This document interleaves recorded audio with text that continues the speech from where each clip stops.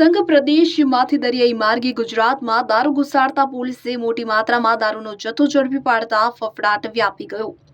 પારડી તાલુકાના કોલક દરિયાઈ કાંઠા વિસ્તારમાં કસ્ટમ વિભાગ અને પારડી પોલીસની સંયુક્ત કામગીરીમાં ગેરકાયદેસર રીતે દારૂની હેરાફેરી કરતી બોટ ઝડપી પાડવામાં આવી હતી.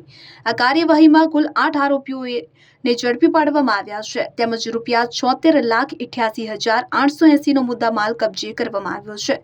મળતી માહિતી અનુસાર કસ્ટમ વિભાગ દ્વારા દરિયાઈ પેટ્રોલિંગ દરમિયાન એક શંકાસ્પદ બોટ નજરે ચડી હતી. બોટ ભાગવાનો પ્રયાસ કરતી હતી, પરંતુ કસ્ટમ ટીમે તેનો પીછો કરી દરિયામાં જ તેને રોકી હતી. તપાસ દરમિયાન બોટમાં કોઈ દસ્તાવેજો મળ્યા ન હતા.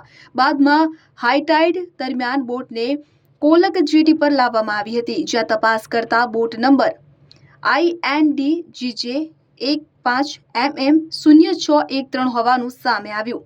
બોટમાંથી કુલ 555 બોક્સ તથા 18,672 ટીન બોટલ, જેની કિંમત ₹69.68 લાખનો જથ્થો ઝડપી પડાયો હતો.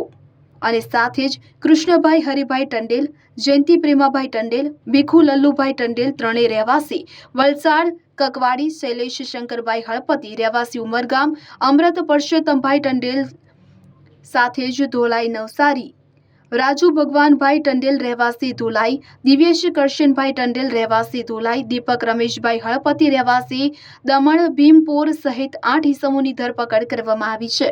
આ ઉપરાંત તપાસ દરમિયાન દારૂની હેરાફેરીમાં ઉપયોગમાં લેવાયેલી બોટ કે જેની કિંમત ₹7 લાખ તેમજ 5 મોબાઈલ ફોન સહિત કુલ કિંમત ₹76.88 લાખનો મુદ્દામાલ કબજે કરવામાં આવ્યો હતો. પ્રાથમિક પૂછપરછમાં સામે આવ્યું છે કે દારૂ દમણથી દરિયાઈ માર્ગે નવસારી તરફ લઈ જવામાં આવતો હતો. આ સમગ્ર કાવતરામાં દમણનો કિરીટ રમેશભાઈ હળપતિ વોન્ટેડ હોવાનું સામે આવ્યું છે.